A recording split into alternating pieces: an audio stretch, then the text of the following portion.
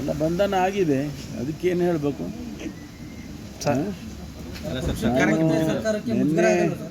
ನಿನ್ನೆನೂ ಕೂಡ ನಾನು ಪ್ರತಿಕ್ರಿಯೆ ಕೊಟ್ಟಿದ್ದೇನೆ.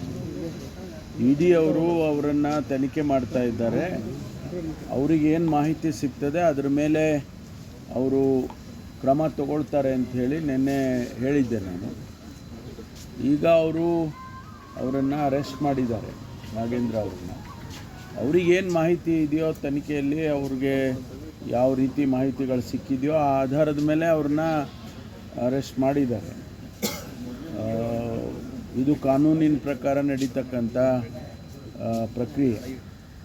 ಆದರೆ ರಾಜಕೀಯವಾಗಿ ಇದನ್ನು ಉಪಯೋಗಿಸಬಾರ್ದು ಅನ್ನೋದಷ್ಟೇ ನಮ್ಮ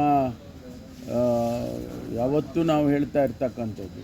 ಇಡಿಗಳು, CBIಗಳು ಇವೆಲ್ಲ ಏನು ಕೇಂದ್ರದ ಸಂಸ್ಥೆಗಳಿದ್ದಾವೆ, ಅದು ರಾಜಕೀಯದ ಅಸ್ತ್ರ ಆಗಬಾರ್ದು ಅನ್ನೋದು ಅಷ್ಟೇ ನಮ್ಮೆಲ್ಲರ ನಾವು ಹೇಳ್ತಕ್ಕಂಥದ್ದು. ಇದರಲ್ಲಿ ರಾಜಕೀಯವಾಗಿ ಅಸ್ತ್ರ ಮಾಡಿಕೊಂಡು ಇಡಿ ಅವರು ಬಂಧನ ಮಾಡಿದ್ದಾರೆ ಅಂತ ಸರ್? ಇಲ್ಲ, ತನಿಖೆ ಮಾಡೋದ್ರಲ್ಲಿ ನಮ್ಮದೇನು ತಕರಾರಿಲ್ಲ. ತನಿಖೆ ಮಾಡೋದ್ರಲ್ಲಿ ಈಗಾಗಲೇ ನಾವು ಕೂಡ SIT ಮಾಡಿದ್ದೇವೆ. ನಮ್ಮವರು ಕೂಡ ನಾಗೇಂದ್ರ ಅವರನ್ನು ಕರೆದು, ದದ್ದಲ್ ಅವರನ್ನು, ನಾಗೇಂದ್ರ ಅವರನ್ನು ಕರೆದು ಸ್ಟೇಟ್ಮೆಂಟ್ಗಳು ತೊಗೊಂಡಿದ್ದಾರೆ. ಅವ್ರದ್ದು ನಡೀತಾ ಇದೆ. ಈ ಮಧ್ಯೆ CBIನವರು ಬ್ಯಾಂಕಿನ ದೃಷ್ಟಿಯಿಂದ ಮಾಡ್ತೇವೆ ಅಂತೇಳಿ ಅವರು ಇದು ಮಾಡ್ತಿದ್ರು. ಇದ್ದಕ್ಕಿದ್ದಾಗೆ ಇಡಿ ಅವರು ಪ್ರವೇಶ ಮಾಡಿದ್ದಾರೆ. ಅವ್ರಿಗೆ ಇರ್ಬೋದು, ಮಾಹಿತಿ ಇರ್ಬೋದು, ನಾನು ಅದನ್ನು ಡಿಸ್ಪ್ಯೂಟ್ ಮಾಡೋಕ್ಕೆ ಹೋಗೋದಿಲ್ಲ.